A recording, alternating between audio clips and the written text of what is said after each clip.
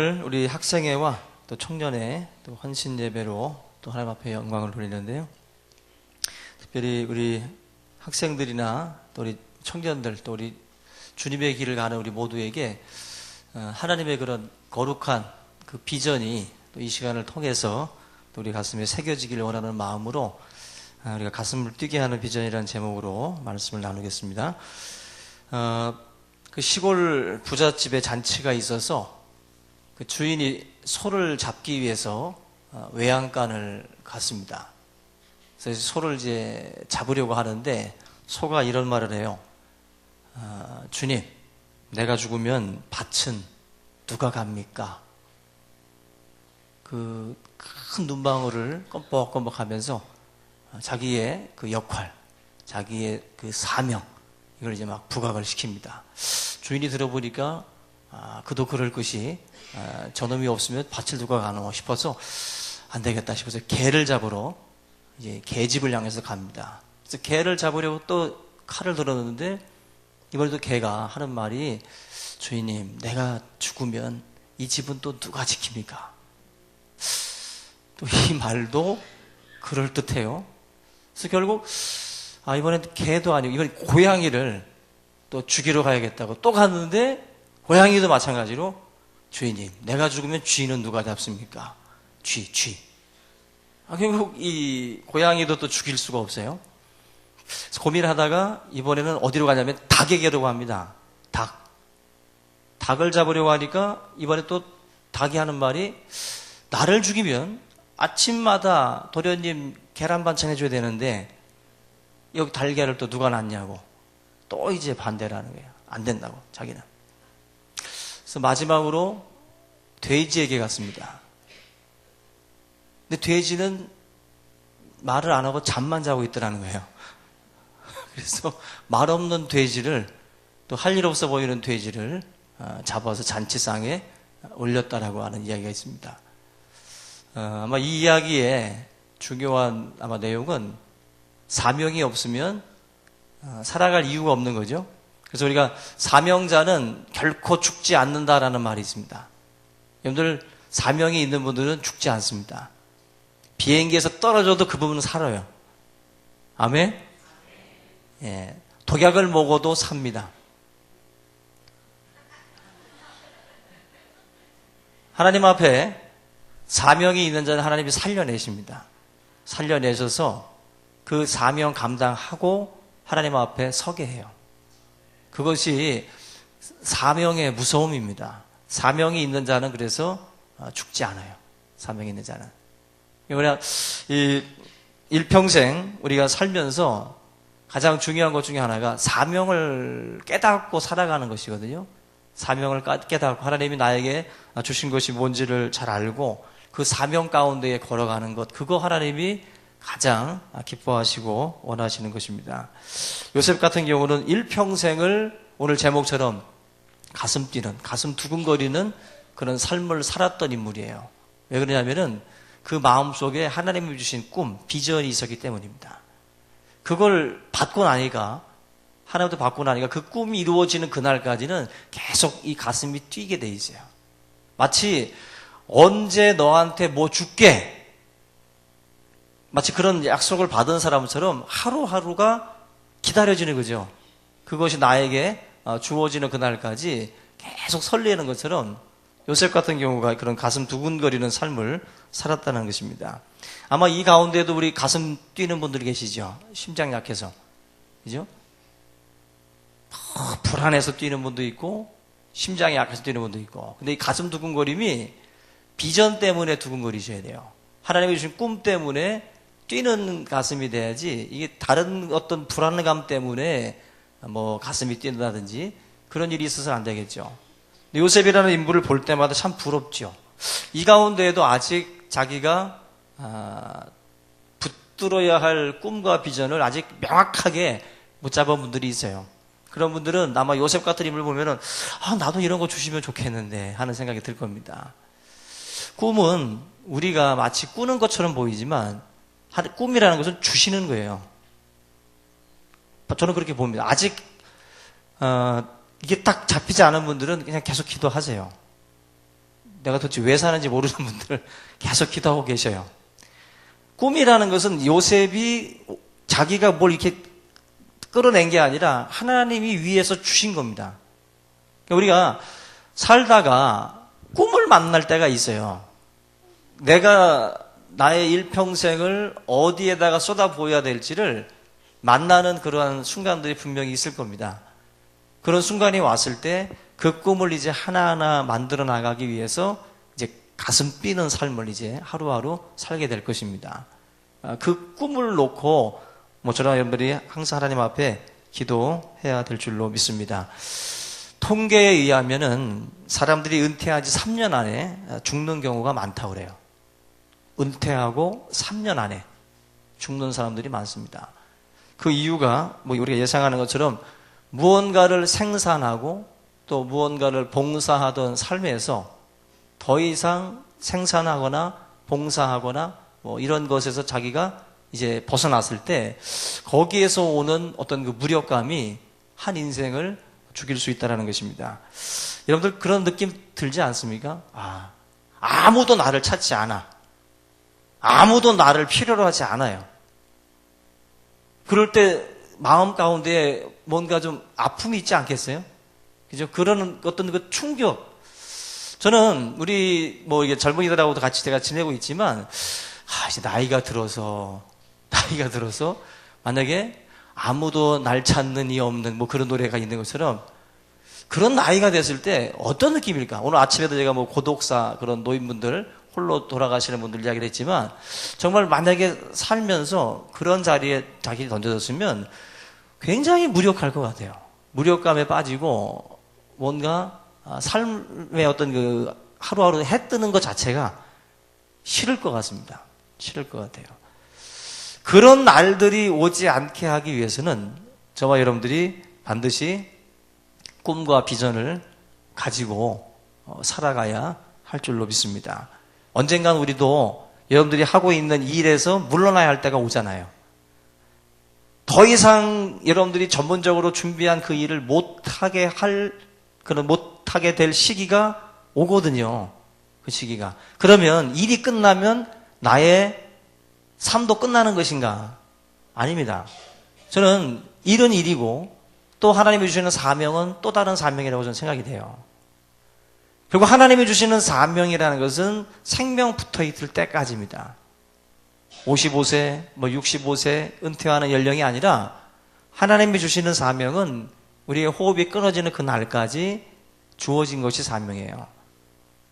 그런 부분에서 저와 여러분들이 하나님 앞에서 이런 자신의 꿈, 우리를 앞으로 나가게 하고 일어서게 하는 그런 꿈들을 또 기도를 통해서 또 만남을 통해서 여러분들이 정말 그것과 한번 접붙임을 받는 그런 삶이 꼭 될 수 있기를 주님의 이름으로 축원합니다.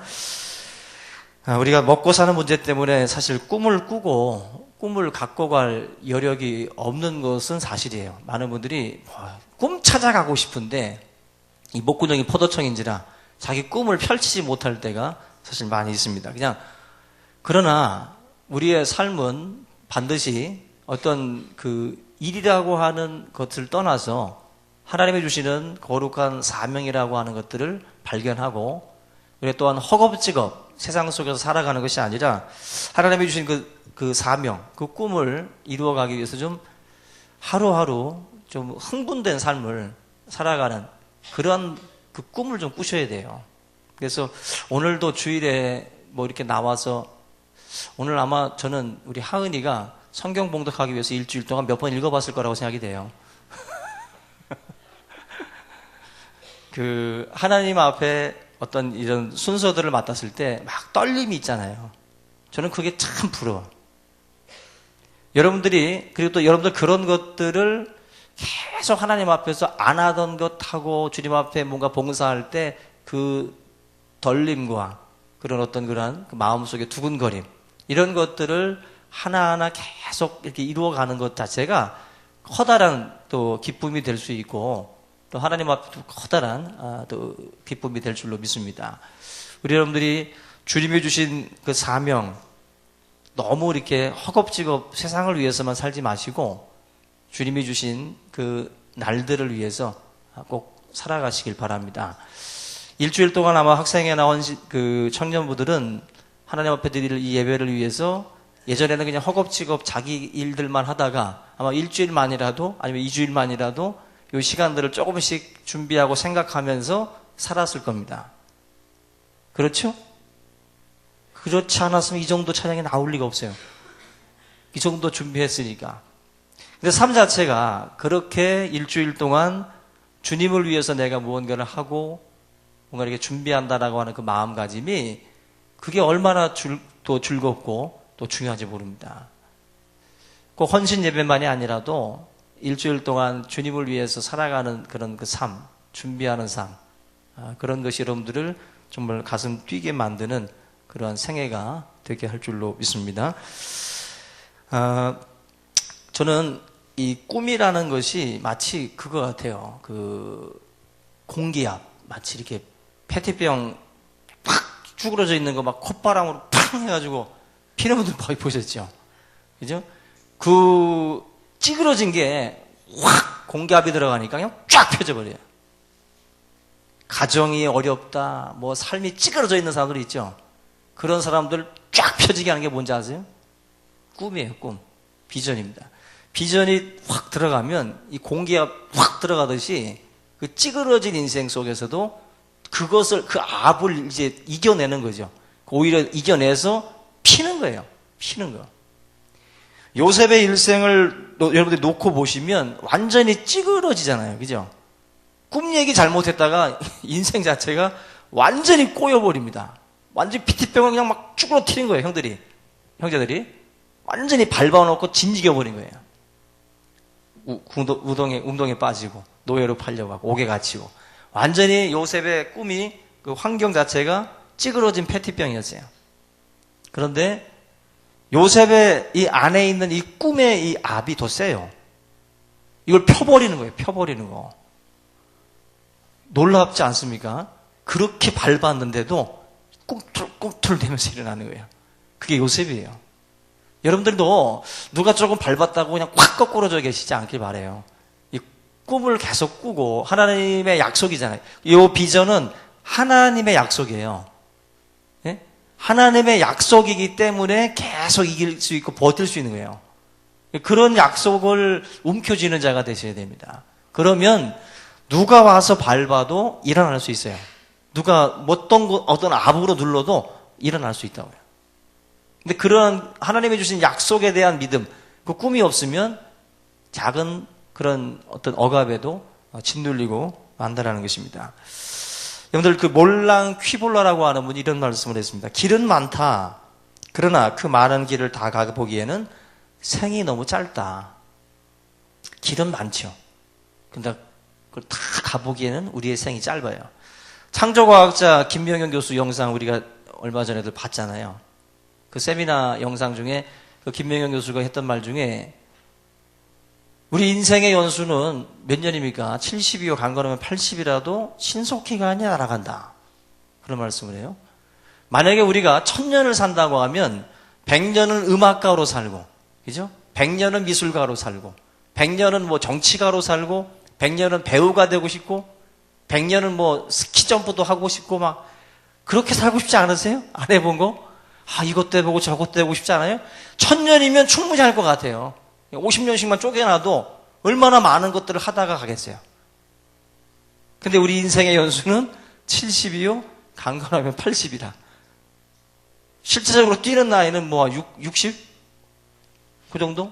60, 70?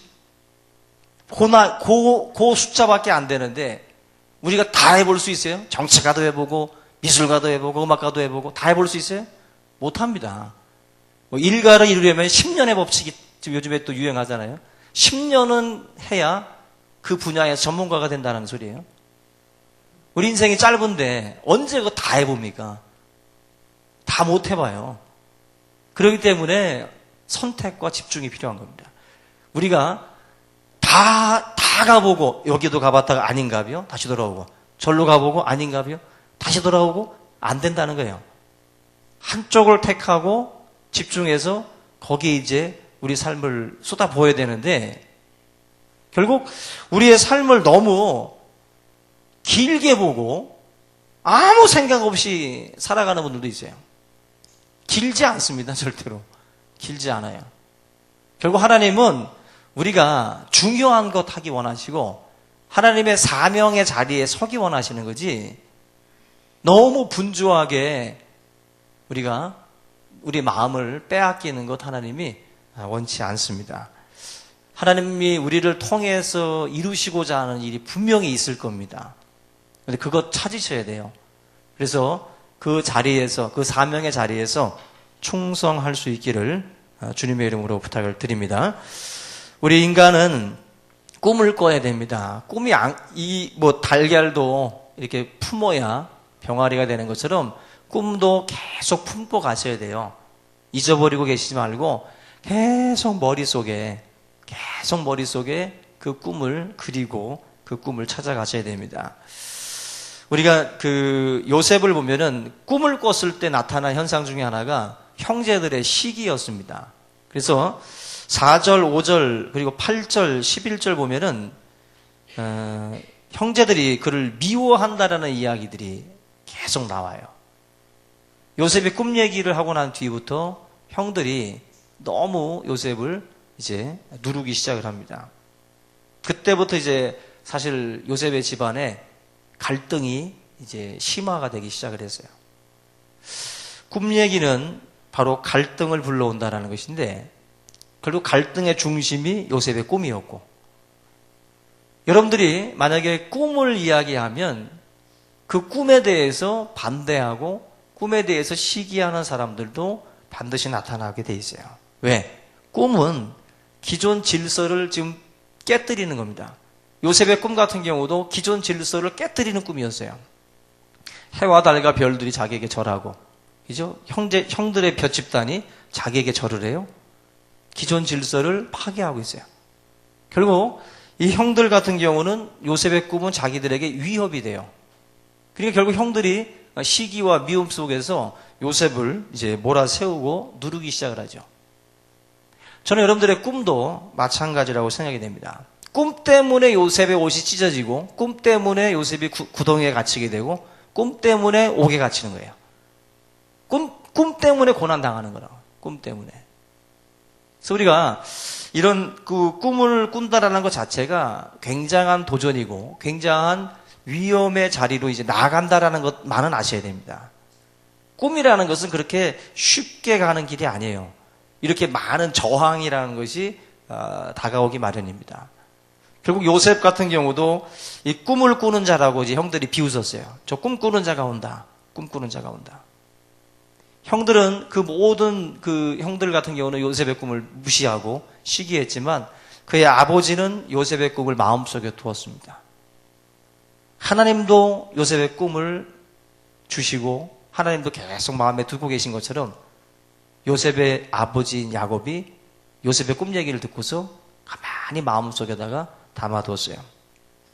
여러분들 꿈을 꿀 때마다 항상 우리가 염두에 둬야 될 것은 꿈꾸는 자에게는 언제나 이 원치 않는 그러한 그 사람들을 통한 아픔의 시간들을 겪게 된다. 다시 말하면은 칼을 들어서는 안 될 사람이 나를 향해서 칼을 드는 때가 와요. 요셉이 꿈 얘기할 때 자기 형제들이 반대할 줄은 자기는 몰랐을 겁니다. 근데 꿈을 이야기했을 때 자기에게 칼을 든 사람들은 가까운 형제들이었어요. 꿈은 사실 기존 질서 속에 있는 사람들은 원치 않는 겁니다. 기존 질서에 있는 사람들 같은 경우는 꿈을 이야기하면 싫어하게 돼 있어요. 낡은 신발이 편하죠. 그죠? 낡은 질서 속에 있는 사람들은 바뀌는 걸 원치 않습니다. 그 낡은 신발 속에서 그냥 편안하게 있기 원해요. 왜 괜히 바꾸려고 그러냐? 왜 괜히 그런 그 꿈 같은 것을 가지고 왜 우리 이 질서 속으로 들어오려고 하느냐는 거죠. 그걸 원치 않는 거예요. 여러분들, 결국 이 꿈과 비전을 짓밟는 그러한 일들이 우리 주위에서 벌어지는 것은 이 낡은 질서를 원하고 또 쉽게 표현하면 그냥 해먹던 대로 해먹자는 거예요. 해먹던 대로. 해먹던 대로 해먹지 왜 질서를 바꾸냐는 거죠. 꿈을 꾸는 사람, 마틴 루터 킹 같은 경우에 꿈도 흑인이 자유롭게, 그죠? 생활할 수 있고, 또 정치에 입문할 수 있고, 이런 꿈 아니겠어요? 근데 기존 질서를 파괴하는 꿈이었어요. 그러다 보니까 마틴 루터 킹도 비운의 주인공이 되죠. 총에 맞고. 꿈이라는 것은 결국 기존 질서에 대한 저항과도 같은 어떤 그런 것들을 볼 수 있습니다. 결국 요셉에게 하나님 주셨던 그 꿈도 그 기존 질서를 뛰어넘는 거거든요. 거기에서 많은 아픔들이 요셉에게 있었던 것입니다. 저는 하나님께서 우리들을 만들어가는 방법이 있는데 그것이 바로 고통이라고 생각이 됩니다. 단순한 고통으로 사람을 만드는 게 아니라 고통에 대한 반응을 가지고 사람을 만드는 거예요. 제 아무리 고통을 많이 겪어서도 반응을 잘못한 고통은 그 사람은 하나도 안 바뀝니다. 하나도 하나님의 뜻대로 만들어질 수가 없어요. 하나님의 사람을 만드는 방법은 여러분들이 겪는 고통에 대해서 어떻게 반응하느냐에 따라서 달라지는 거예요. 달라져요. 꿈보다 해몽입니다. 꿈보다 해몽. 우리가 어제도 저도 그냥 덕유산 갔다가 좀 아쉬웠어요. 사실 무주양수 발전소를 못 갔다 와서. 그런데 우리가 차 안에서 그런 말을 했어요. 제가 하나님께서 주일 예배를 망칠까봐 일찍 가라고 차 막히니까 그것까지 보고 가면 너무 늦으니까 그렇게 하나님이 비를 내리셔서 적당히 보고 가라고 보냈다. 맞는 말이에요? 틀린 말이에요? 어떤 분은 그랬어요. 애쓴다, 애써. 이렇게 생각할 수도 있어요. 근데 저는 제가 볼 때 그렇게 애써야 돼요. 예? 그렇게 애써야 된다고. 그냥 내가 겪는 고통에 대한 해석, 내가 겪는 어떤 아픔에 대한 해석도 누가 볼 때는 애쓴다고 볼 수 있겠죠. 그러나 고통에 대해서 잘 해석하셔야 돼요. 고통에 대한 반응이 굉장히 중요하거든요. 그래서 항상 하나님께서 어떠한 이유로 나에게 이러한 고통을 주실까? 그 이유를 믿음 안에서 찾는 자가 되셔야 됩니다. 여러분들 세상에서 제일 무서운 사람 세 사람이 있다고 그래요. 첫째가 꿈을 꾸는 사람, 둘째가 소유에 집착하지 않는 사람, 세 번째가 죽음을 두려워하지 않는 사람이래요. 이 세 명은 세상이 감당할 수 없는 사람들입니다. 그죠? 소유에 집착하지 않고 죽음을 두려워하지 않고 꿈꾸는 사람, 그 사람을 무슨 재주로 당합니까? 뺏어가도 뺏긴 게 없는 사람이에요. 이 사람은 뺏긴 게 없다고. 왜? 어차피 내 게 아니었어. 하나님 것이었어. 예? 뺏긴 게 없다고. 소유에 집착하지 않을 때, 죽음을 두려워하지 않을 때 그는 세상을 정복해 나갈 수 있습니다. 근데 결국 다 따지고 보면 꿈꾸는 사람이에요. 그 사람이 다 꿈꾸는 사람입니다. 우리 모든 성도님들의 삶에 그런 꿈이 주어지기를 주님의 이름으로 부탁을 드립니다.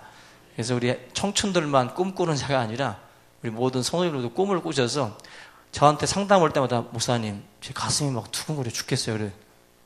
제가 볼 때는 꿈이 임한 겁니다.